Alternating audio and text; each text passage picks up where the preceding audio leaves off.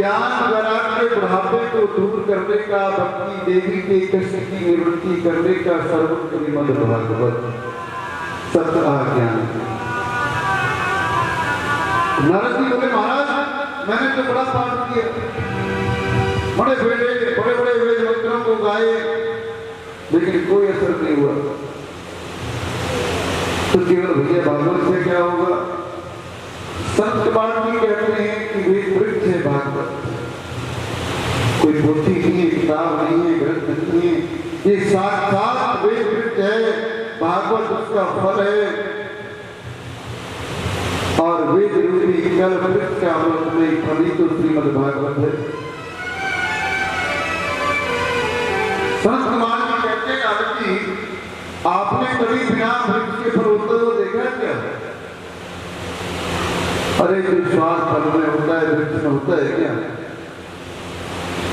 यद्यपि रस तो वृक्ष की जड़ से ही आया है, इसलिए श्री वेद और वेदांत का जो रस में सार है वो श्रीमद् भागवत है। बोलो बांके हरिलाल की जय। आज नारद जी ने कहा संत महाराज से कि हम कथा कहाँ करें, पहले ये बताएं कि कथा कहाँ करें। तो संत महाराज ने कहा कि नारद जी हरिद्वार में करो, काशी में करो, जहां आपका मन करे वहां कथा करो, लेकिन शर्त एक है, वो क्या? जहां भी कथा करोगे वहां पर एक सुंदर तट होना चाहिए।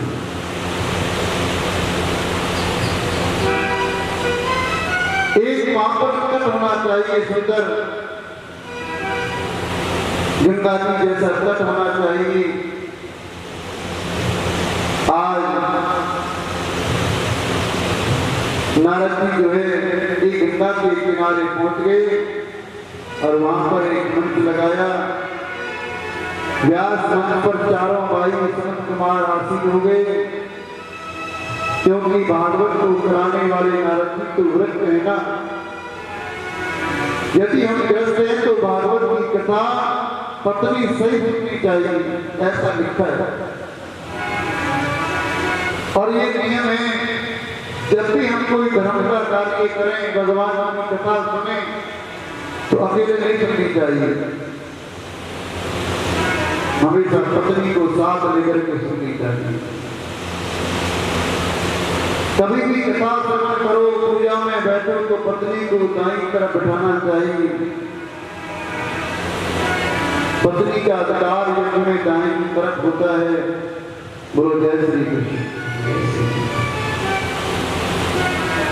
अब नारद जी ने बात जब सुनी, नारद जी कहते महाराज हमारी शादी ना हुई, हम पत्नी कहां से लाए? ये तुमने अच्छी ज्यादा कर दी हमारे ऊपर। पत्नी होगी तो कथा सुनेंगे, पत्नी नहीं होगी तो कथा नहीं सुनेंगे। अब नारद जी कार्य बड़े चिंतित हो गए, अब पत्नी कहां से लाए?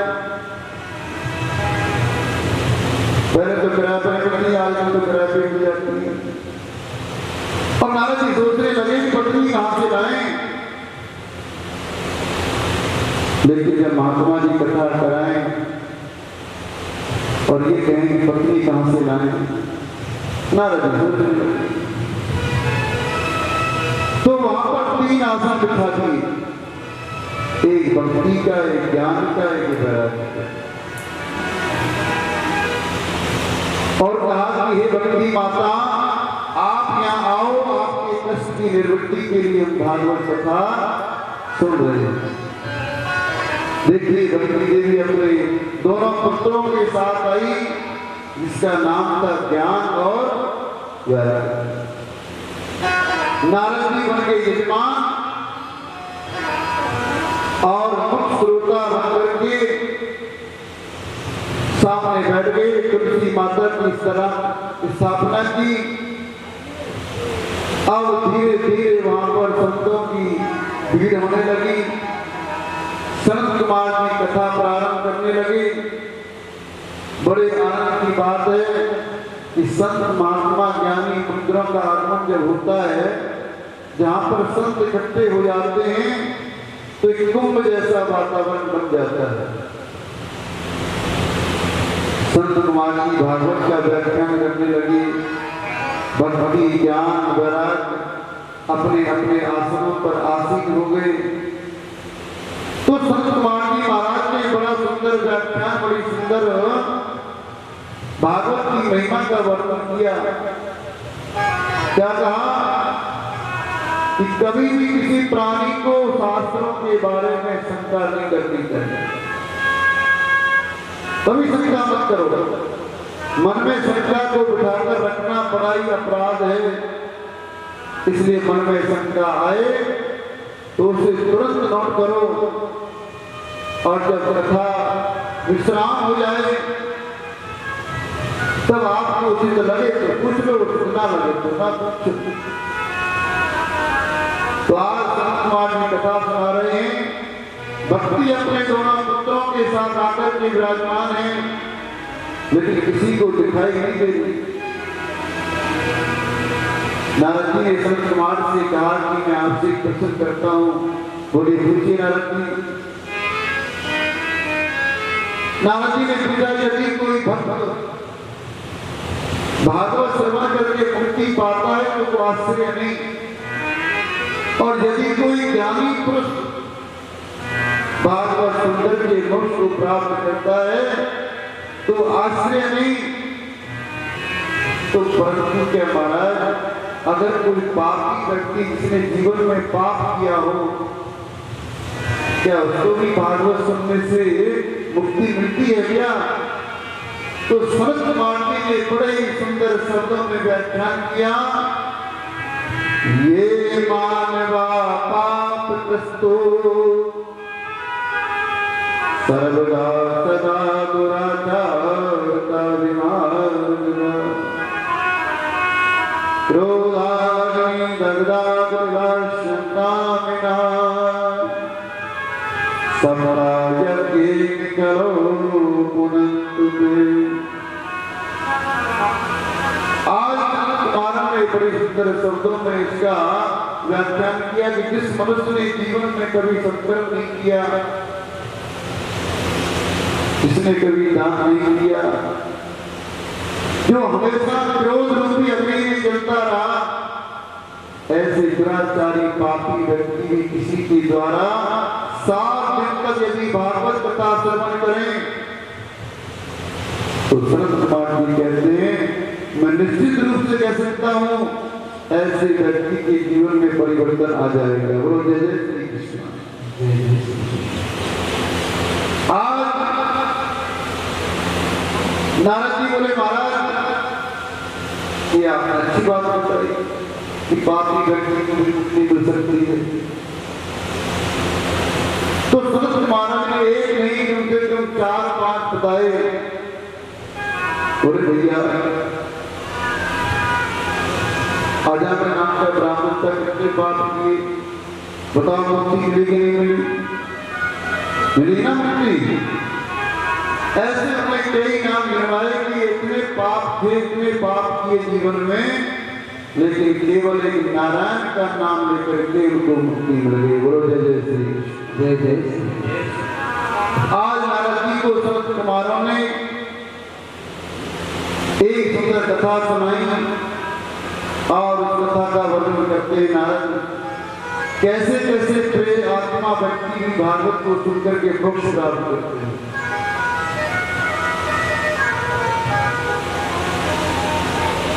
कथा में कीर्तन जरूर बोलना चाहिए, काली जाकर के कीर्तन बोलना चाहिए। जो कथा में कीर्तन गाते हैं ना, उसके हृदय के पाप निकल जाते हैं। जो भी कथा में आकर के अपने हृदय से कीर्तन करते हैं, उसके हृदय के सारे पाप निकल जाते हैं, और वो पाप निकल करके उसके सर पर बैठ जाते हैं जो कीर्तन नहीं बोलते। इसलिए कहीं भी कथा में जाना हो, सत्संग में जाना हो, तो कीर्तन बस करना चाहिए। कीर्तन करने से हमारी हाथ की रेखाएं बदल जाती हैं। कीर्तन में वो ताकत है, और भगवान भी मिलते हैं तो हमेशा सत्संग में मिलते हैं, कीर्तन में मिलते हैं। कीर्तन में भजन ताली बजाकर के गाने से हस्त रेखाएं बदल जाती हैं, और जो ताली नहीं बजाते, जय जय नहीं बोलते, उनकी बढ़िया वाली भी रेखा बिगड़ जाती है। बोलो जय श्री कृष्ण। आज कुमार जी कहते हैं नारद जी, तुंगभद्रा तटे पूर्वं भूपमोपमं यत्र वर्णागुलम्बेना सत्संगरंगपरा। सत्यवादी कहते हैं महाराज जी, एक तुंगभद्रावती के किनारे एक बहुत सुंदर नगर था, जिसका नाम था उत्तम नगर। उसी नगर में एक बेचारे भोले भाले से पंडित जी महाराज रहते थे, जिनका नाम था आत्मदेव शर्मा। आत्मदेव का शाब्दिक भाव होता है, आत्मा में देवत्व का जिसने दर्शन किया वे आत्मदेव है। अब देखिए बेचारे पंडित जी तो बहुत ही बढ़िया, बहुत ज्ञानी है, वेदों के ज्ञाता हैं, बहुत सुशील है। लेकिन महाराज पंडित जी इतने कर्म काल में बड़े प्रवीण हैं, सारी अच्छाई है पंडित जी में, लेकिन एक ही कमी है, बताए कि थोड़ा सा लोभ है पंडित जी में, थोड़ा सा लोभ है। और लोभ का बाप कौन है? पाप। जिसको लोभ होगा वही पाप करेगा। वैसे पंडित जी को बढ़िया बेचारे को बढ़िया पूजा कराते हैं, बड़े विद्वान हैं, वैसे कोई कमी नहीं होती, थोड़े से लोग भी प्रवृत्ति के हैं। और वैसे ब्राह्मण जो होते हैं तो लोग भी प्रवृत्ति के होते हैं, क्योंकि ऐसा हम खाते हैं जिनकी बुद्धि गिनाने थोड़ी सी चली होती है। तो आज लेकिन एक बात कहते हैं, जैसे पंडित सुशील है, पंडित जी बढ़िया है, लेकिन उनकी जो पत्नी है ना, उसकी तो बड़ी विपरीत है। नाम भी बड़ा विचित्र है, काम भी बड़ा विचित्र है। इसका नाम है धुंधली देवी। जैसा नाम वैसा ही काम। यत्र नाम तथा गुणा। इस धुंधली में सबसे बड़ी विशेषता क्या है मालूम है? ऐसी विशेषता उस नारी पर आती है जिस पर भगवान की कृपा होती है। और एक आध को यहाँ भी मिल जाएगी, चाहे पूरे होटल में मिले, चाहे और चित्र में मिले, होती है, बड़ा आनंद आता है। उसका नाम है धुंधली देवी। जैसा नाम वैसा काम। और ये तो जिस पर भगवान की कृपा होती है वैसे ही विशेषता होती है। बोलो जय जय श्री कृष्ण।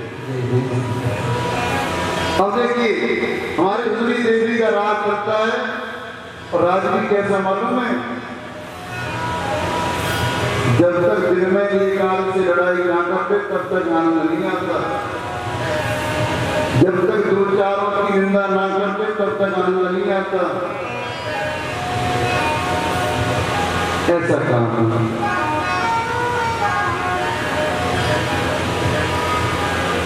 बड़े विपरीत दोनों। और जैसे पंडित जी सायंकाल पूजा करके वापस लौटे तो महाराज धुंधली देवी हाथ जोड़कर के द्वार पर खड़ी हो जाए, स्वागत करें। ऐसे लगा जैसे कि अनुसुईया के बाद इन्हीं का नंबर है। और ये विशेषता सभी में नहीं होती, जिस पर भगवान की कृपा होती है उसी में होती है। क्योंकि ऐसे लोगों को बनावटी प्रेम करना अच्छी तरह आता है।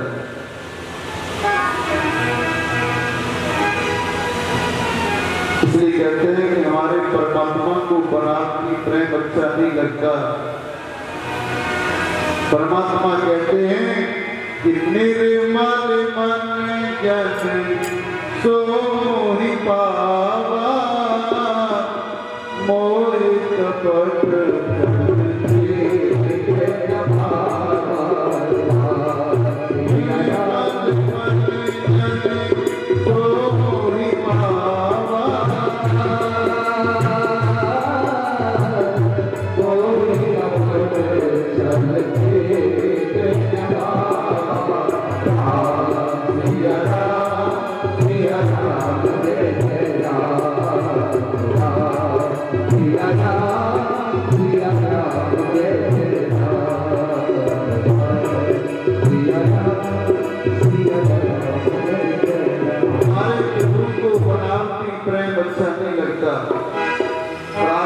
बनावटी प्रेम अच्छा करते हैं, मुंह में राम बगल में छुरी हो जैसे हाथ जोड़ के ऐसे संस्कार करते हैं, इतना बढ़िया आदमी बेचारा। ऐसा काम दुसरी देवी करती है।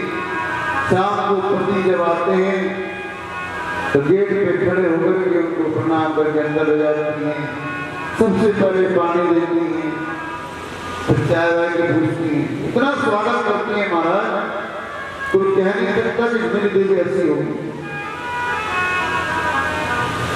तो परमात्मा को कभी बनावटी प्रेम नहीं चाहिए। परमात्मा को कहते हैं कि दिल से प्रेम करो, आत्मा से प्रेम करो। अब धुंधली देवी का मन तो पवित्र है नहीं, तो भावनाएं श्रेष्ठ कहां से होंगी। इसलिए पत्नी की दृष्टि में पत्नी की वृद्धि आदर है। मुझे एक बात और है, ऐसे लोगों पर भगवान की कृपा विशेष होती है। भगवान की विशेष कृपा है, घर में कोई कमी नहीं, धन दौलत सोना चांदी पूरा भरना। घर में तुलसी की स्थापना भी की, और तुलसी की स्थापना तो हर परिवार को करनी चाहिए। लेकिन पैसा भी है, सोना चांदी भी है, तुलसी भी है, और तो क्या एक बार पंडित जी को किसी ने पूजा में गौदान कर दी, लेकिन गौ पंडित जी के द्वार पर आने के बाद क्या हुआ, कोई तन दुखी, कोई मन दुखी, कोई धन धन रहते उदास, और थोड़े थोड़े सब दुखी, सुखी राम के दास। तो सुख भी जो है बड़े कर्मों से मिलता है, सुख हर किसी की बस की बात नहीं। आज पंडित महाराज दूसरों की पूजा तो खूब करते हैं, हवन करते हैं, यज्ञ करते हैं, लेकिन अपने घर में कभी गायत्री मंत्र नहीं पड़ा। अब समय बीतता गया, समय बीतने के बाद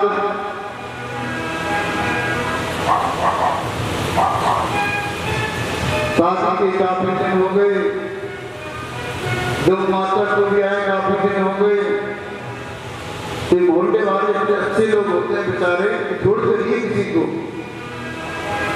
अब किसी की शादी को अगर 2 साल हो जाए तो महाराज बस माताओं की बड़ी अच्छी है, बातें निकलती हैं मुंह से, ये ऐसे ऐसे ताना मारती हैं कि महाराज सोचता ही रहेगा। तो आज महाराज समय बीतता गया, शादी को कुछ समय हो गया, अब जो है मोहल्ले में से आवाज आने लगी, कहते पंडित जी महाराज हमने तो सुना है शादी को काफी दिन हो गए। तो महाराज जी बताओ, तुम दूसरों के वेद मंत्रों को पढ़ते हो, अपने घर भी पढ़ लिया करो। तो क्या हुआ जी, अरे सब कुछ होने के बाद भी संतान नहीं है, क्या बात? नहीं, हमारे गौ माता कुछ हुआ। अरे पंडित जी महाराज कुछ वेद मंत्र अपने से पढ़ लो, खाली पैसा कमाना, सोना चांदी इकट्ठा करना, इससे जीवन नहीं चलता। इतना पैसा है, संपत्ति है, जरा सोचो बैठ करके तुम्हारे जाने की बात से कौन संभालेगा। जैसी ये बात कही कि तुम्हारे जाने के बाद से कौन संभालेगा, तब आप देखते हैं मात्र देखती ज्ञान का पर्दा था। बात तो ठीक कह रही, मोहल्ले वाले बात तो सही कह रहे हैं। अभी तो शरीर चल रहा है तो कमा के डालो, जिस दिन शरीर बैठ गया तो कमाई बंद हो जाएगी। और मेरे जाने के बाद संपत्ति को कौन जो है संभालेगा। अच्छा, अब तक तो बाहर वाले कह रहे थे, एक दिन ऐसा आ गया कि घरवाले ने कहना प्रारंभ कर दिया। अजी सुनते हो, अजी की आवाज बड़ी प्यारी लगती है पत्नियों की। अजी सुनते हो, बोलो महाराज। तुम तो चले जाते हो, सवेरे जाते हो, शाम को आते हो, सुनना तो मुझे पड़ता है, बल्कि इसकी बल बोलने वालों, क्योंकि व्यक्ति तो एक बार बोलता है, लेकिन जो है ना सारी मात्र शक्ति हमारी देश की एक बात के पीछे पड़ जाए तो बस महाराज खाना जब काटेंगे जब पूरा उसका भेद पता चल जाए। जब तक भेद पता ना चले तब तक तो पानी नहीं पीती। अब सुंदरी जी भी कहती है कि जब भी मैं घर से बाहर निकलती हूँ तभी कोई ना कोई आगे बोलती है, क्यों बहन जी पंडित से कहो ना पाठ पूजा कराने बच्चे नहीं हो रहे, क्या बात, हमने सुना तुम्हारे गौ माता का पुण्य हो बिल्कुल नहीं होगा। अरे तुम तो कोई पंडित जी हो, मंत्रों से बोल लो, जब करा लो। इतना जब सुना सुंदरी देवी को एकदम गुस्सा आ गया। अब उसने सुंदरी देवी ने अपने पति से कहा महाराज अब तुमने घर में पूजा पाठ कर लो, लेकिन ऊपर के मन से कहा था, अंदर मन से नहीं कहा। अब एक दिन जो है पंडित जी महाराज बड़े दुखी हुए और संतान प्राप्ति के लिए जंगल में चले गए भजन करने के लिए, तपस्या करने के लिए। और जैसे जंगल में गए तपस्या करने के लिए, अब तपस्या तो हो नहीं पाई, लेकिन मोहल्ले वालों की बातें सुन करके इतना दुख हो रहा था अंदर, और जंगल में आकर के जोर से रोने लगे। जब जोर जोर से रो रहे थे तभी वहां से गया कुछ वृंदावन के संत महात्मा जा रहे थे निकल के, जैसे ब्राह्मण को रोने की आवाज सुनी तो ब्राह्मण के पास आकर के पूछे महाराज आप सदर से वेशभूषा से तो पंडित जी लगते हो, प्रधान और लगता है कि विद्वान पंडित जी लगते हो, प्रधान। तो पंडित जी महाराज जोर जोर से रोक कर रहे हो, अरे हो गया है, तो चोरी हो गई घर में, क्या हो गया है, ये तो बदली हो गई। अब पंडित जी महाराज बैठे संत महात्माओं से, बैठो महाराज देखिए आपकी कृपा से मेरे पास सब कुछ है, संपत्ति भी है, धन भी है, सोना भी है, चांदी भी है, लेकिन महाराज शादी को काफी दिन हो गए, कोई टेंशन नहीं थी, लेकिन मोहल्ले वाले ऐसे हैं कि टिकट नहीं देते।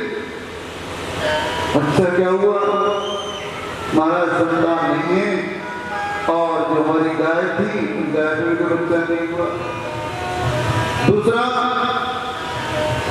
जो मेरे घर के बाहर तुलसी का भैया का पौधा लगा रखा बेचारे, वो 3-4 बार लगा चुका बेचारे, वो भर्ती नहीं सुन जाती।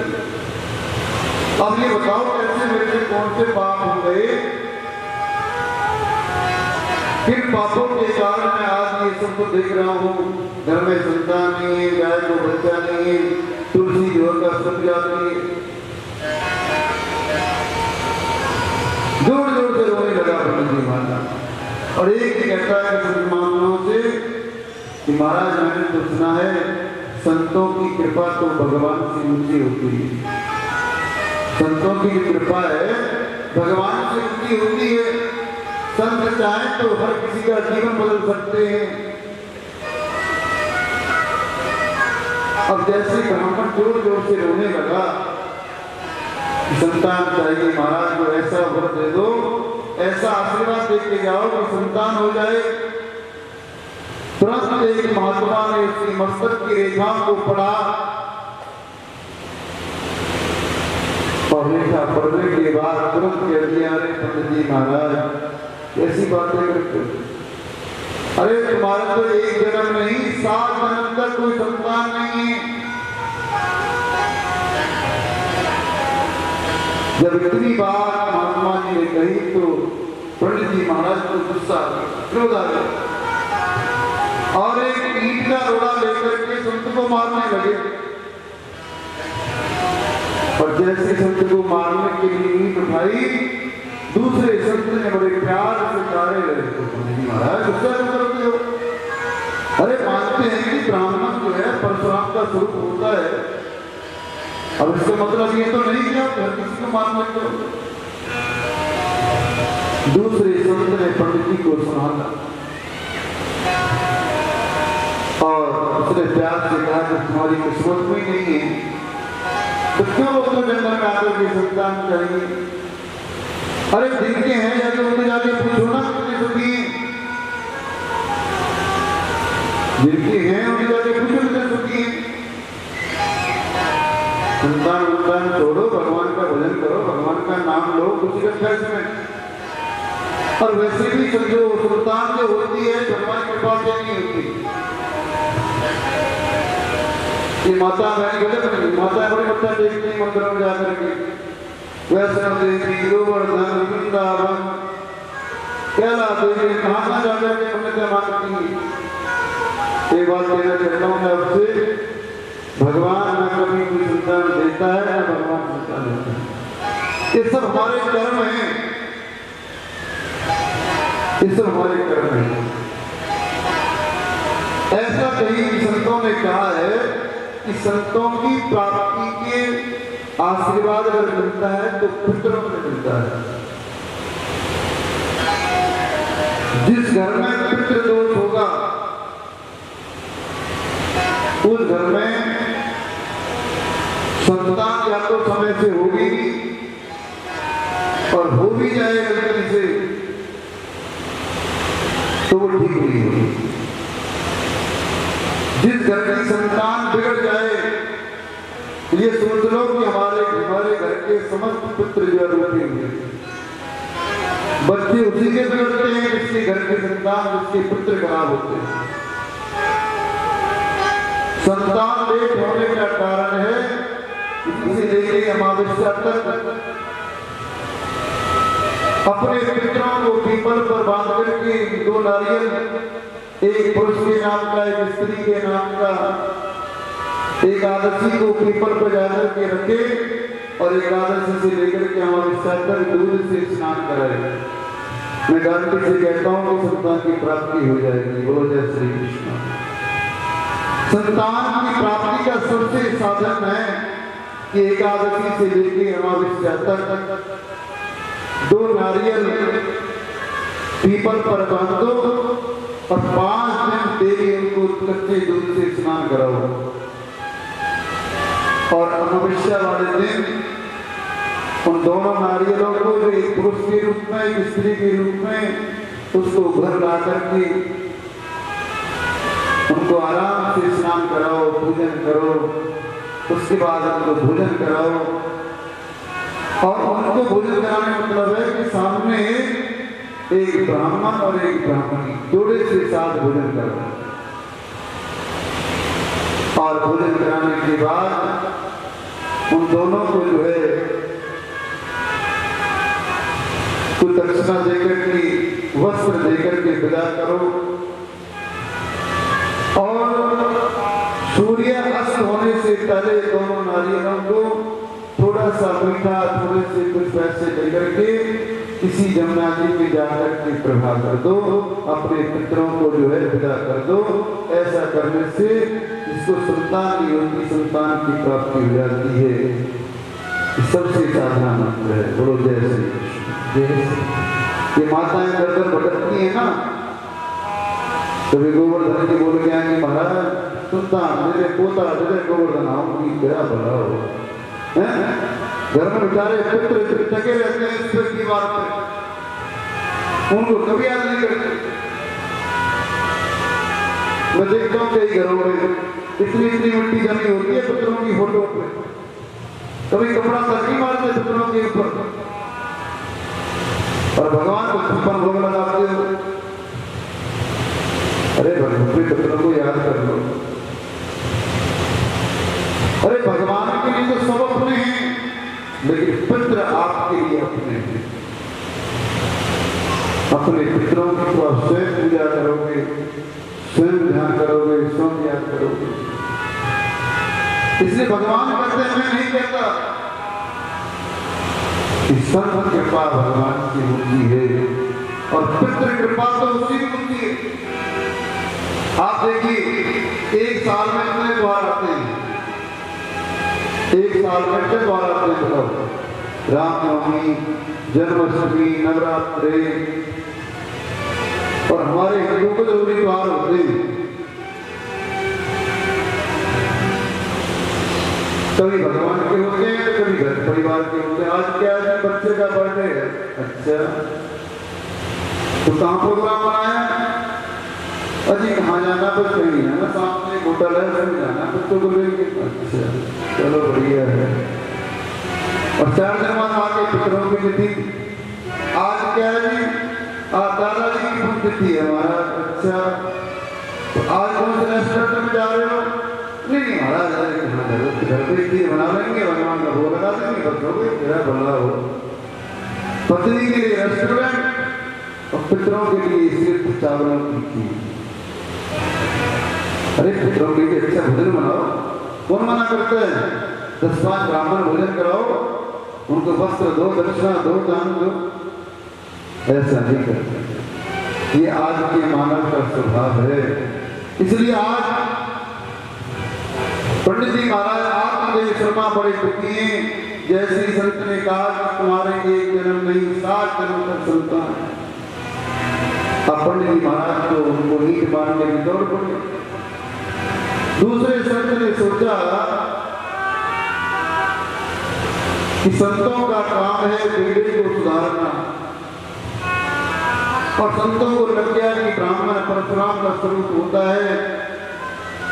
अगर ये ब्राह्मण क्रोध में तो आ ही गया है, किसी ने कुछ कर दिया और कर दिया तो दिक्कत हो जाए। एक संत ने उसको बड़े प्रेम से बिठाया, अच्छे महाराज बैठ, अच्छा बताओ क्या तकलीफ है? तकलीफ महाराज ये है कि हमारे घर में संतान नहीं है, और आज आपसे अनुरोध है कि उस संतान को मुझे वर दे के जाओ, नहीं तो मैं मार दूंगा। और जैसे मारने की धमकी दी संतों को, संतों ने चुपचाप एक वर दे दिया। और क्या?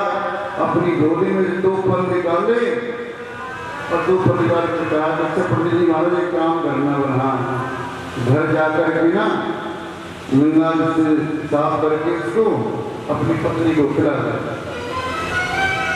तो इससे क्या होगा? ना हो जाएगी, इसमें क्या दिक्कत है? पर पक्का आज जैसे ही इसको वर दिया तो पंडित जी महाराज खुशों के चरणों में लेट गए। संत हो तो ऐसे हो, बड़े प्रसन्न हो जाए। आप पंडित जी महाराज फलों को लेकर के अपने घर गए, और घर जाकर के जैसे द्वार पर पहुंचे तो जोर से आवाज लगाई अपनी पत्नी को, अरे सुंदरी हो। 2 बार आवाज लगाई, और धुंधली देवी ने जैसे गेट खोला तो एकदम चिल्ला पड़ी, क्या हो गया? अरे देवी आज मुझे तुम्हारे लिए क्या लेके आए हो? अच्छा क्या लेके आए हो, दिखाओ जरा। नहीं बाहर नहीं, अंदर दिखाऊंगा। अच्छा अंदर आओ। अंदर गए, जैसे हमने गेट लगा दिया तो पंडित जी महाराज ने अपने 2 फल जो दिए संत महात्माओं ने वो उसकी झोली में डाल दिया। अब पत्नी कहती है चिल्ला तो तुम ऐसे रहिए जैसे दौलत का हार लेके आए मेरे लिए। पत्नी कहती है चिल्ला तुम ऐसे रहिए जैसे कि मेरे दौलत का हार लेके आए। अरे तुम फल लेके आए चिल्ला रहे थे। पंडित जी महाराज कहते हैं देवी ये फल नहीं है, ये संतों की कृपा है, और संतों की कृपा जिस पर हो जाए बस वो सागर से पार हो गए। आज पंडित जी महाराज ने पूरी विधि बतलाई। ऐसे बेचन नहीं है, वृंदावन से आए हुए पुराने संत हैं और वृंदावन का तो पानी भी अमृत लगता है। तो जय श्री कृष्ण, वृंदावन का तो पानी भी अमृत लगता है। महाराज पूरी विधि इसको समझाते रुक्मी देवी को। पंडित जी महाराज कहते इसको पाल लेना, हाँ ठीक है पाल, कोई दिक्कत नहीं, नो प्रॉब्लम। पंडित जी महाराज अपना चले गए अपना कार्य में पूजा पाठ करना। अब देखिए दूसरी देवी सोचने लगी कि हमने कभी सुना नहीं आजकल परखाने से बच्चे उठते, लेकिन फिर भी उसने अपनी बहन को बुला लिया।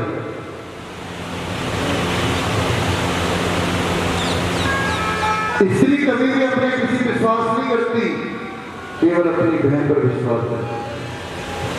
अब जैसे पंडित जी जो पूजा करने के लिए पीछे से अपनी बहन को बुला लिए, बहन आ गई। बहन आज कैसे याद किया? दीदी क्या बताऊं तुम्हारे लिए तो पागल हो गए। बोले क्यों? पता नहीं कोई संत बैरागी मिल गया, 2 फल दे गया, कहता जिससे खाने से संतान हो जाएगी। अब जब बहन आई थी इसको तो मालूम नहीं, संतों की कृपा तो भगवान की कृपा सबकी हुई है। संत जिस पर कृपा कर दें उसका तो बेड़ा हो जाता है। लेकिन फर्क क्या था? जो बहन आई थी वो गरीब थी और जो धुंधली देवी थी वो गरीब संपन्न थी। उसके बाद भगवान की विशेष कृपा थी। प्रॉपर्टी, धन, सोना, चांदी पूरी। अब उस बहन को तो मालूम था कि परखाने से बच्चे हो जाते हैं, लेकिन उसने ऐसा नहीं कहा। उसे पता था अगर संतान हो गई तो मेरा तो जीवन ही खराब हो जाएगा। अब बहन ने कहा कि बहन ये काम कर, देखो मैंने सुना नहीं आज तक कभी कि भाई परखाने से बच्चे हो गए, फिर भी ये काम कर, संतों का प्रसाद है इसको वेस्ट नहीं करना चाहिए। इन दोनों फलों को अपनी गाय को खिला दो। इन दोनों फलों को अपनी गाय को खिला दो, इसका परिणाम पता चल जाएगा कि वास्तव में वो संति थे या और कोई थे। अगर वो वृंदावन के संत हैं तो संतान अवश्य होगी, लेकिन इसको अपनी गाय खिला। अब वो कहती महाराज बहन ये बता, वो तो कहेगी तुझे खाने हैं। अब वो बहन क्या कहती है बड़ी बहन से कि बहन चिंता मत कर, देखो भगवान की मेरे पर बड़ी कृपा हुई है और कुछ समय बाद मेरी संतान होगी तो मैं तुझे उसको दे दूंगी। तुम अपने झूठ बोलो अपने पति से मैंने फल खा लिया और तो संतान हो जाएगी तो तुझे दे जाऊंगी। अब बड़ी बहन तो खुश हो गई सर। हाँ बहन की अच्छी बात बताई। पूरा समझा करके बहन अपने घर चली गई। शाम को पंडित जी महाराज आए, हाँ देवी जो मैंने फल दिया था वो खाया क्या नहीं खाया? हाँ बिल्कुल खा लिया महाराज, तुम तुरंत जैसे तो निकले घर से मिले पानी। अच्छा आप पंडित जी महाराज तो बड़े खुश हुए, अब तो हमारे घर में भी कृपारियां मिलेंगी, भगवान की कृपा हो। अब समय बीतता गया। कुछ समय के बाद उसकी बहन को लड़का हुआ और बहन ने अपने उस लड़के को किसी को पकड़ करके उसके अपने बहन की औलाद को भिजवा दिया। जैसे भगवान ठाकुर जैसे रात को वसुदेव जी लेकर के, ऐसे ही इस बहन ने अपने बच्चे को बड़ी बहन के यहाँ भिजवा दिया। अब रात को भेजा तो रात को ही उसने अपने पति को जगाया। पंडित जी महाराज को सुनते हो, लाला भयो बेचारे नींद आ रही थी, आंखों को मीटते हुए एक ना समझ पाए। फिर दोबारा जोर से कहा, अजी सुनते हो, लाला हुआ है। तो 2-3 बार बोला तो पंडित जी महाराज एकदम उछल पड़े और पूरे गांव में जाकर के हल्ला शोर मचा दिया। देखो भैया, लड़का हुआ है हमारे यहाँ भी, बड़े कहते थे ना संतान नहीं हो रही। बड़े पंडित जी महाराज बड़े प्रसन्न हुए। भगवान की ऐसी कृपा हुई, एक दिन के बाद जिस गाय को बच्चे नहीं हो रहे थे, उस गाय को भी बच्चा हो गया। अब जब पंडित जी महाराज ने देखा तो कल तो लड़का हमारे हुआ था, आज इस गाय को हो गया, तो पंडित जी महाराज को और खुश हो गए। पूरे गांव में शोर मचा दिया पंडित जी ने, देख लिए तुम पहले कहते थे ना कि तुम्हारे संतान नहीं हो रही, गाय को बच्चा नहीं हो रहा। देखो भगवान देता है तो झोली भर के देता है, और लेता है ना तो छप्पड़ भर के लगेगा। आज पंडित जी महाराज बड़े खुश हुए, बड़े प्रसन्न हुए। बोलो श्री कृष्ण गोविंद हरे मुरारी।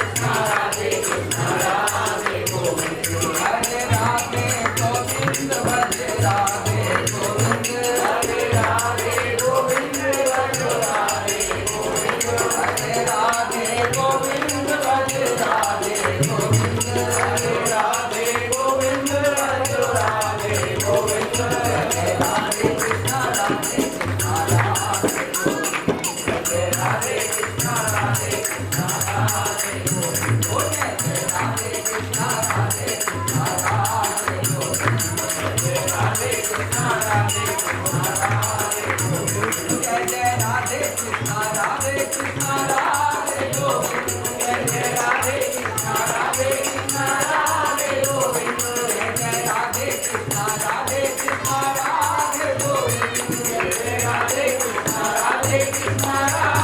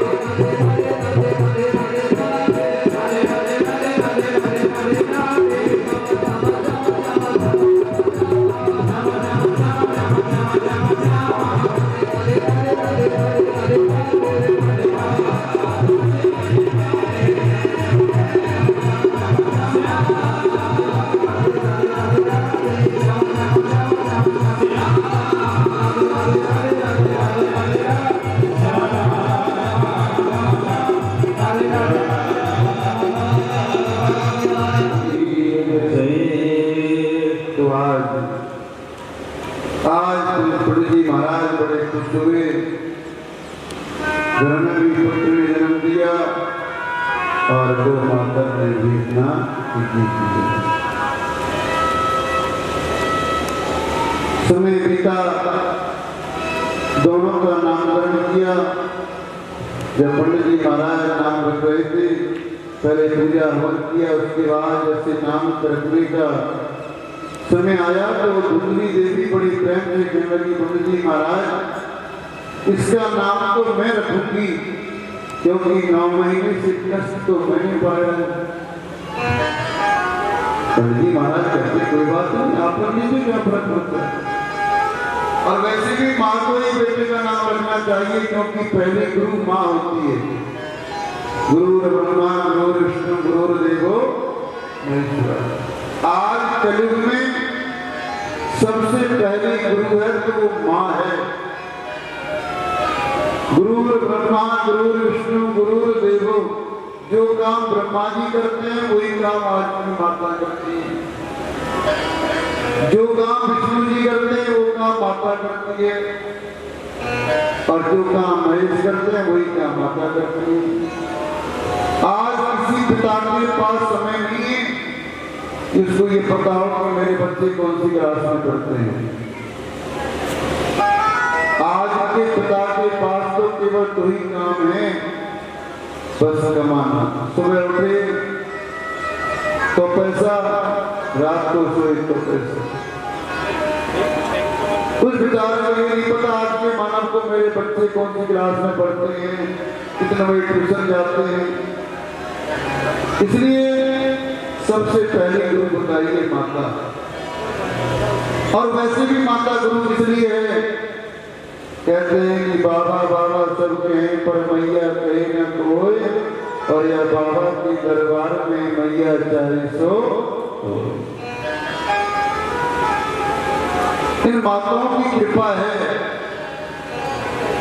अगर ये माताएं ना हो ना, अगर ये मातृ शक्ति ना हो तो हर देवता के जितने भी देवता हैं बेचारे खड़े रहेंगे। कब माताएं आएंगी, कब जल बनाएंगी, कब भोजन करेंगी। और जितने भी ब्राह्मण मंदिरों में रहते हैं, अगर ये मातृ शक्ति मंदिर नहीं जाएगी तो मैं सच बताता हूँ आपको, ब्राह्मण बेचारे मंदिर छोड़ करके भाग जाएंगे। बोलो जय श्री कृष्ण। अगर आज मंदिरों में ब्राह्मण टिके हैं तो मातृ शक्ति के कारण टिके, पुरुषों के कारण नहीं। क्योंकि पुरुष बाप कभी नहीं कहता घर में पूजा करा लो। ये तो बेचारी मातृ शक्ति, इनके मन में विचार आता है कि 2 दिन होगी घर में हलवा नहीं बना खाने के लिए, इस बहाने कम से कम हलवा तो मिलेगा। तो कहने का भाव ये है, आज भगवान ने पंडित जी के घर में बड़ी विशेष कृपा की। पंडित जी को भी पुत्र दे दिया, गाय से भी बछड़ा हो गया। अच्छा, गाय का जो बछड़े का शरीर था वो शरीर का मनुष्य का, केवल भूमि थोड़ा अंदर था, केवल मुंह थोड़ा दूर का था, शरीर सारा मनुष्य का था। इसलिए धुंधली देवी ने जैसा अपना नाम रखा बेटे का, जैसा अपना नाम था वैसे बेटे का रख दिया। कहती है कि मेरा नाम धुंधली, बेटे का नाम धुंधकारी होगा। उसके बाद गाय के बछड़े का भी नाम रखा। तो गाय के बछड़े का नाम रखा, माता का नाम गौ और बेटे का नाम करण। इसका मतलब गौ करण। बोलो जय श्री कृष्ण। दोनों का नाम हुआ। पंडित जी महाराज बड़े खुश हुए। समय बीता गया और समय बीतने के बाद दो करना पंडितो ज्ञानी धुंधकारी माखला। अब देखिए पंडित जी महाराज कितने ज्ञानी थे, वेदों की गाथा, लेकिन जो बेटा हो गया कैसा हो गया, एकदम खल हो गया। इकलौता पुत्र जिस घर में हो उसके बिगड़ने के आसार ज्यादा होते हैं। क्योंकि जब घर में अकेला बेटा होता है, अकेला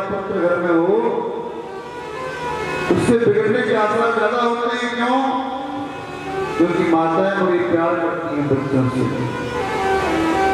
अगर वो कुछ भी नुकसान भी कर दे तो माता कभी ये तो नुकसान कर बेटा कोई बात नहीं आ जाएगा। तभी तो गाना बनाता कि माँ का लाडला बिगड़ गया, जय हो, माँ का लाडला बिगड़ गया। तो आज के बच्चे क्यों बिगड़ते हैं कि आज के प्रत्येक घरों में एक ही बच्चा है। अगर वो नुकसान भी कर देता है तो माँ कहती है कोई बात नहीं, एक ही तो है कि दो चार थोड़े ना है, कोई एक ही तो है।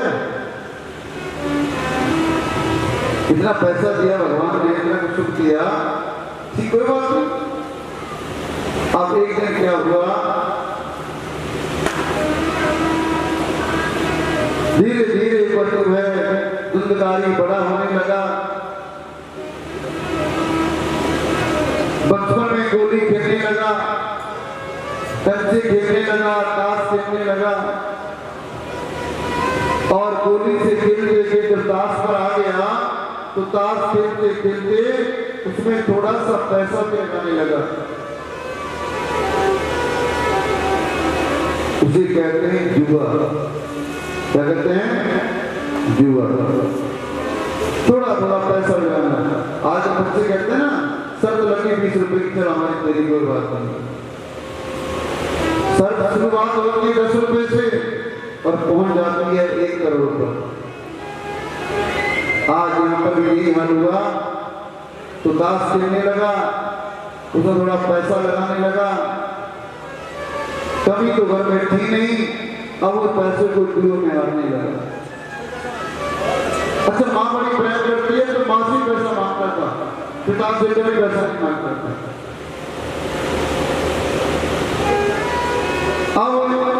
अब तक तो पैसा आने लगा।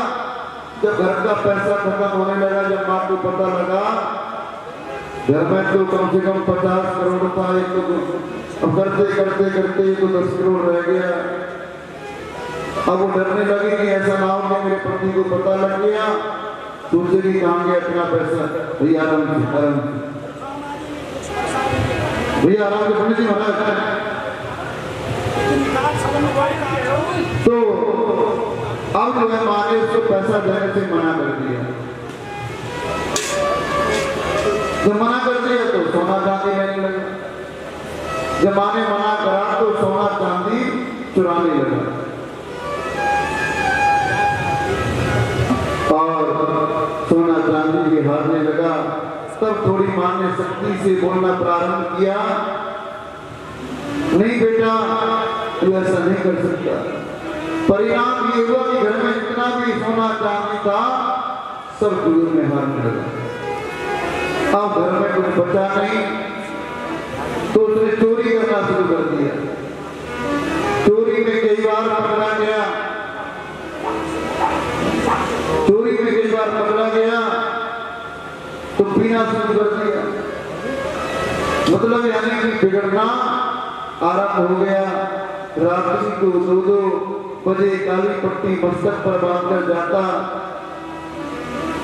और चोरी करके लाता। एक दिन माँ ने दुखी होकर के कहा, अरे नालायक, तूने मेरे मंदिर में मेरे सुंदर घर को तूने नरक बना दिया। जगह जगह शराब की बोतलें पड़ी हैं, मांस मदिरा के टुकड़े पड़े हैं। तुमने मेरे मंदिर जैसे एक विप्र के ब्राह्मण के घर को नरक का अड्डा बना दिया। अब पिताजी को डांटकर बोलने लगा। जब पिताजी ने बीच में समझाना प्रारंभ किया तो पिताजी से बोलने लगा डांट करके, कहता आप चुप रहिए, आप तो बुढ़े हो गए, आपको तो बुद्धि सटा गई। अब धुंधकारी कहता हम जो करते हैं वो अच्छा करते हैं, आपको हमारे बीच में कोई बोलने की आवश्यकता नहीं है। इतना जब पिता से कहा तो पिता को सहन नहीं हुआ और पिता घर छोड़कर के उसी जंगल में चला गया जिस घर के जंगल में संतान की रोने लगा। पहले कहता कि संतान है नहीं, आज रोने गया कि संतान क्यों है। अब जैसे पिता घर को छोड़ करके जंगल वन में चला गया। उसी स्थान पर बैठ करके उसको अंदर से प्रेरणा हुई, अरे ब्राह्मण, पहले तो इसी जगह आया था कि संतान नहीं है और आज कह रहा है कि संतान क्यों है। उन्होंने पहले भी कहा था, आज भी कहता, संतान किसी भगवान के भरोसे नहीं होती, संतान तो कर्मों के अनुसार या पितरों के भरोसे होती है। बोलो जय श्री कृष्ण। आज पिताजी में चले गए बेचारे, बची मैया। अब मैया को पीछे से मारने लगा। जब तक पति रहता है तो बेचारी पत्नी की भी घर में इज्जत होती है, और पत्नी की पति की चला जाए ना, छोड़ छाड़ के बेचारा के चला जाए तो बस उस औरत की जीवन खराब है। अब जैसे पिताजी घर छोड़कर चले गए, उसके बाद वो माँ को मारने लगा, उल्टा सीधा बोलने लगा। एक दिन ये हुआ कि माँ ने अपनी ज्यादा बेइज्जती महसूस की और एक दिन जो है कुएं में जाकर के अपनी माँ को डाला। जैसे कुआं में गिरा तो उसके प्राण निकल गए। अब धुंधकारी अकेला बच्चा ऐसे मौज की जीवन बिताने लगा। घर में कुछ अपनी गलत काम भी करने लगा और उसका अंत क्या हुआ? अंत ये हुआ कि अंतिम क्षणों में कुछ वैश्याओं ने आकर के उसकी सारे सोना चांदी को लेकर उसके मुंह में गंगा आग का गोला भर करके उसको मुंह में पट्टी बांध करके घर में छोड़ दिया और सारे वैश्याएं सामान चुरा करके भाग गए। सोना चांदी सभी लगी। अब कुछ समय बाद धुंधकारी का प्राणांत हो गया। बोलो जय श्री कृष्ण। जैसे गौगर्णी महाराज यात्रा करने के लिए गए हुए थे, उनको पता लगा कि भाई धुंधकारी चला गया। वापस लौट रहे थे तो गया में जाकर के उन्होंने भाई के निमित्त पिंडदान किए। पिंडदान करने के बाद कुछ समय बाद अपने घर वापस लौटे। आज देखिए स्थिति ये हुई, जितना भी घर में सोना चांदी हीरे जवाहरात धन सब एक बच्चे ने खत्म कर दिया। क्यों? क्योंकि बच्चा जो है नालायक है। इसलिए कहते हैं जीवन को अमृत में बनाना है तो भगवान का नाम लो, भगवान का स्मरण करो, भगवान का कीर्तन करो। हर पल हर क्षण ऐसा करो कि आपका हर पल भगवान के बिना ना बीते। आज देखिए आपने सब कुछ देखा, सब कुछ होते हुए भी सब कुछ चला गया। इसलिए कहते हैं ना सोना काम आएगा, ना चांदी आएगी, ना सोना काम आएगा, ना चांदी आएगी।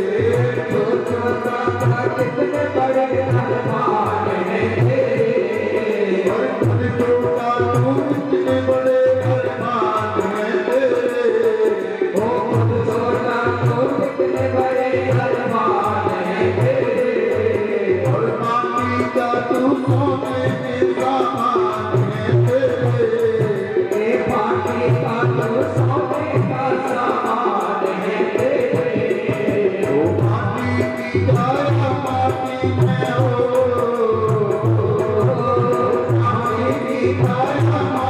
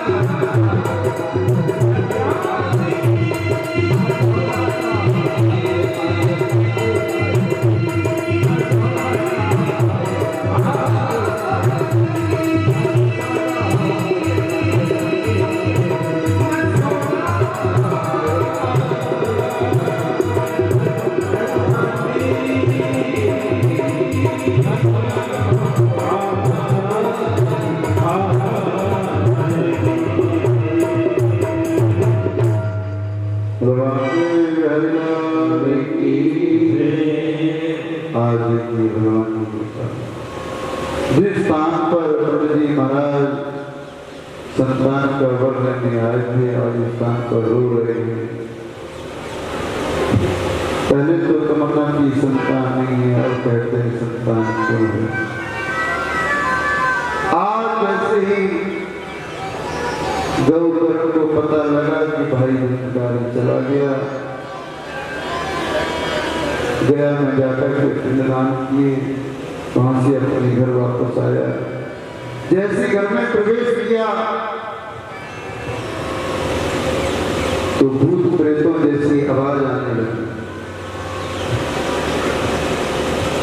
भूत प्रेतों जैसी आवाज आने लगी। रात के समय में अंदर घुसा था, चारों तरफ एक घोर आवाजें भूत प्रेतों, गौवर्ण भूत प्रेतों की आवाज सुनकर के बड़ा दुख हुआ।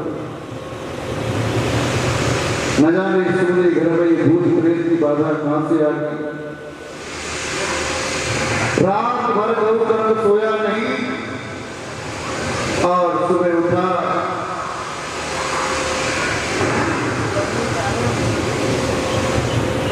सुबह जैसे हुआ तो गौवर्ण से पूछने लगा कि भैया तू कौन है, किसकी आवाज में बोलता है। तो अंदर से आवाज आती है, भैया मैं धुंधकारी हूं, तेरा सगा है। अपनी पूरी कहानी गौवर्ण को बताता है कि मैंने जीवन में क्या क्या किया। अब धुंधकारी कहता है कि भैया मैं प्रेत योनि में हूं, इसलिए कोई मेरे लिए ऐसा यज्ञ कराओ, कोई पूजा पाठ कराओ कि मेरी प्रेत योनि छूट जाए। अब गौवर्ण के बेचारे बड़े परेशान। सुबह हुआ, अच्छे योग ब्राह्मणों के पास गए, वहां जाकर के निवारण पूछने लगा कि भाई अपने भाई की गति कराने के लिए कौन सी पूजा कराएं। कोई कहता है गायत्री पाठ कराओ, कोई कहता है नारायण बलि कराओ, कोई कहता है पिंडदान कराओ। सबसे लास्ट में सभी ने एक ही बात कही, अगर सबसे भी छुटकारा न मिले तो अंत में केवल एक ही नाम है, वो है श्रीमद् भागवत सप्ताह ज्ञान। बोलो जय श्री कृष्ण। केवल एक ही उपाय है, श्रीमद् भागवत सप्ताह। अब गौवर्ण जी महाराज ने सारे कार्य कर लिए, पिंडदान भी पहले कर लिए, गायत्री पाठ भी करा लिया, नारायण बलि भी करा ली, लेकिन उससे कुछ मुक्ति नहीं मिली। आज गौवर्ण जी महाराज ने संकल्प लिया कि मैंने अपने भाई की मुक्ति करानी है। श्रीमद् भागवत सप्ताह के लिए गौवर्ण जी महाराज तैयार है। आज गौवर्ण जी महाराज ने संकल्प लेकर के श्रीमद् भागवत सप्ताह का कराई। श्रीमद् भागवतम मुक्ति सप्ताह गुरु।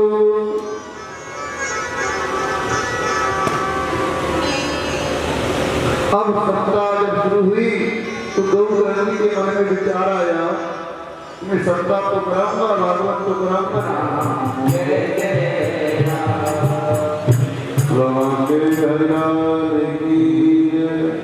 देखो जैसा नाम है ना इसका, वैसे ही काम भी हो रहे हैं। जैसा नाम था, जैसा पापी था, वैसे ही काम भी। जब भी इसका नाम आता है तो लाइट चली जाती है। बोलो जय श्री कृष्ण। जय श्री कृष्ण। ये पापी लोगों की निशानी है। जैसे इसका नाम आता है, गौवर्ण जी महाराज ने विचार किया कि मैं भागवत तो कराऊंगा, लेकिन धुंधकारी कथा के पांडाल में कैसे आएगा। तो भागवत के आचार्य से हमने कहा कि देखो भैया, गौवर्ण प्रेत का शरीर तो होता नहीं, प्रेत का शरीर नहीं होता, इसलिए व्यास मंच के दाहिनी तरफ एक साथ सब प्रकृति का बांस लगा दो और उस बांस की ग्रंथि में जाकर के धुंधकारी को बिठा दो। तो गौकर्ण जी महाराज ने सब ग्रंथि का बांस लगाया और उस बांस की पहली ग्रंथि में जाकर के धुंधकारी बैठ गए। कथा प्रारंभ हुई। पहली कथा जैसे विश्राम हुआ समझो, पहली ग्रंथि पड़ गई। बोलो जय श्री कृष्ण। ऐसे करते करते सप्तवर्षी कथा पूर्ण हुई और कथा पूर्ण होकर सारी ग्रंथियां फट गई। उसमें बैठा प्रेत आत्मा धुंधकारी है, एकदम देव रूप में परिवर्तित हो गया और एक देवता बन गया। हाथ जोड़कर के अपने भाई गौकर्ण से कहने लगा कि भैया आज आपने बड़ी कृपा की, यदि आप भागवत श्रवण नहीं कराते तो मेरा उद्धार कैसे होता। आज देखिए भगवान के धाम से धुंधकारी के लिए सुंदर विमान आया, उसमें भगवान के पार्षद बैठे हैं और धुंधकारी को जैसे विमान में बिठाने लगे तो गौकर्ण का भैया क्या हो रहा है। भगवान के पार्षदों ने कहा कि प्रेत धुंधकारी ने भागवत सुनी है, इसलिए इसकी मुक्ति के लिए हम इसको वैकुंठ लेकर के जा रहे हैं।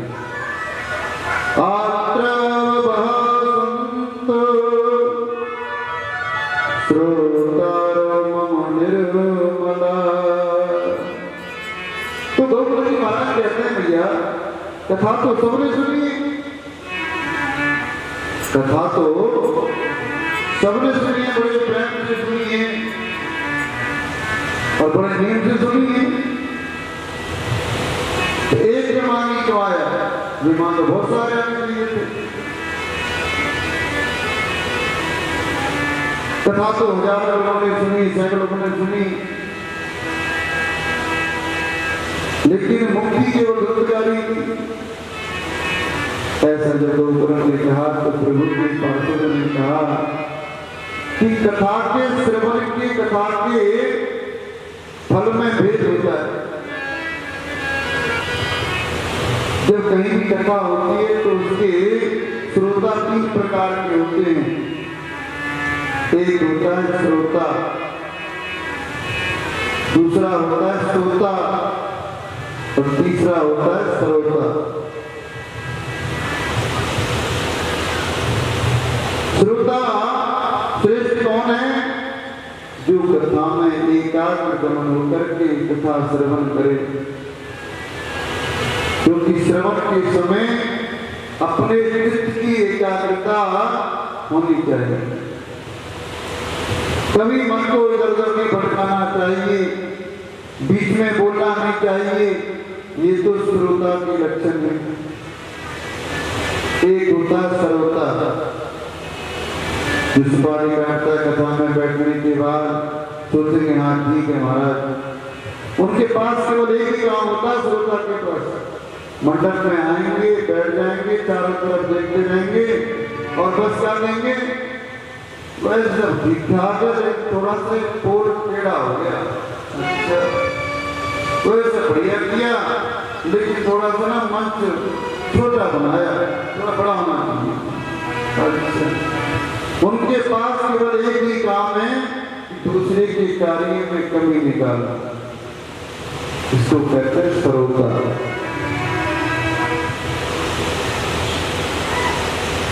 तीसरा कहते हैं श्रोता। ये बहुत अच्छे भक्त होते हैं बेचारे, सोने वाले।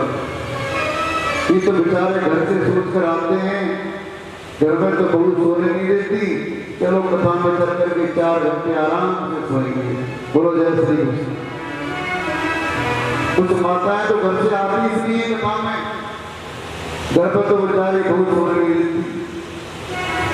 चलो अच्छा है, कथा हो रही है, बढ़िया 4 घंटे पास हो जाएंगे अपना। कथा में आती हैं और दीवार के साथ लगा करके अपनी कमर को आराम से 4 घंटे सोती हैं।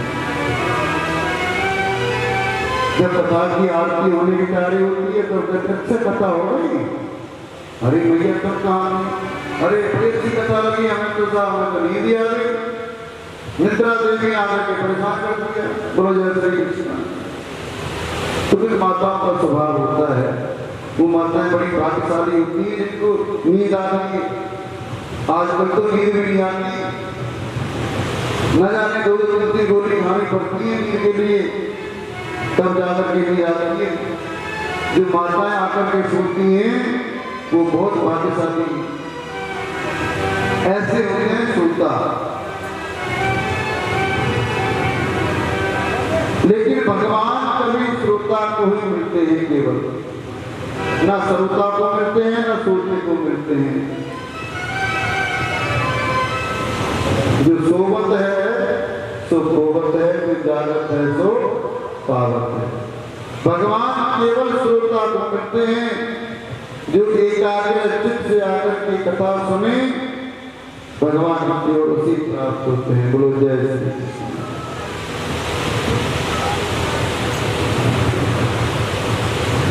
कथा नियम से सुनो, प्रेम से सुनो, श्रद्धा से सुनो, तभी मुक्ति मिलेगी। लेकिन क्या कहते हैं मालूम है कुछ लोग तो, अजी क्या तुम्हारी कथा तो है नहीं, वही देवी का मंदिर, पहले भी कथा हुई थी, इसमें अब भी कथा हो रही है, वही मंच है, वही पांडाल है। हाँ थोड़ा सा ये है कि थोड़ा सा आचार बदल गए, व्यास जी बदल गए, बाकी कथा तो वही करी थी जो पहले वाले व्यास जी ने करी थी। कुछ लोग इसलिए आते हैं, उनका काम यही है कि आकर की कुछ ना कुछ कमी निकालना। ऐसे लोगों से भगवान बड़े दूर रहते हैं, कहते ऐसे लोगों से कुछ मजा आएगा। तो कृपा करके कहीं भी जाओ, किसी भी अनुष्ठान में जाओ, पूजा में जाओ, कथा में जाओ, कृपा करके आपको कोई मतलब नहीं है कि पांडाल टेढ़ा है, कि मंच टेढ़ा है, कि प्रसाद में कमी हो गई। अरे तुमने क्या करना है? तुम्हारा काम केवल कथा श्रवण करना है। किसी एकांत में जाकर के बैठ जाओ किसी कोने में और प्रेम से कथा सुनो, बस इतना करो। किंतु परंतु वाला काम किसी के पास जाकर के मत करो। बोलो जय श्री कृष्ण। तो नारद जी ने कहा मुक्ति का मतलब मरना नहीं होता, मुक्ति का मतलब है आत्मा का बोध, आत्मा का ज्ञान। आत्मा का ज्ञान जिसको जीवित अवस्था में हो गया वही जीवित की मुक्ति है। और जिसे आत्मबोध जीवित नहीं हुआ उसे क्या होगा? पुनरपि जननम पुनरपि मरणम पुनरपि जननी जठरे शयनम। नारद जी ने कहा कि बताओ कथा श्रवण का नियम क्या है? तो सनत कुमारों ने कहा कि भागवत जब कथा सुनी जाए तो विद्वान ब्राह्मणों से इसका स्तव शुभ मुहूर्त निकलवा लेना चाहिए। और वैसे हमारी मान्यता है कि जिस दिन भागवत आरंभ हो वही शुभ मुहूर्त है। ऐसा कहते हैं कि जिस दिन भागवत प्रारंभ हो जाए वही शुभ मुहूर्त है, इसके लिए कोई शुभ अशुभ नहीं होता। आप किसी बगैर पूछे किसी ब्राह्मण से अगर कथा करवाएं तो जिस दिन प्रारंभ हो जाए वही शुभ मुहूर्त है, ऐसा कहते हैं। तो आज सभी देवताओं को आह्वान किया, विधि से पूजन किया, व्यास जी के अलावा 5 ब्राह्मण उनका भी पूजन किया, सभी ने गायत्री मंत्र का जाप किया। और भागवत का जो वक्ता है वो ऐसा होना चाहिए कि सरल भाषा में सुनाए। ये ना हो कि दुनिया भर के उदाहरण आकर के आपको सुनाता रहे, मैं जी मुंबई गया था, मैं लंदन गया था, वहां ऐसे हुआ था, पता चले 4 घंटे कथा में 1.5 घंटा तो ऐसे ही सुनाती है। तो सनत कुमार जी कहते हैं कि श्रीमद् भागवत सप्ताह का जो व्यास ऐसा होना चाहिए जो सरल भाषा में आपको बता सके, आपकी समझ में आए।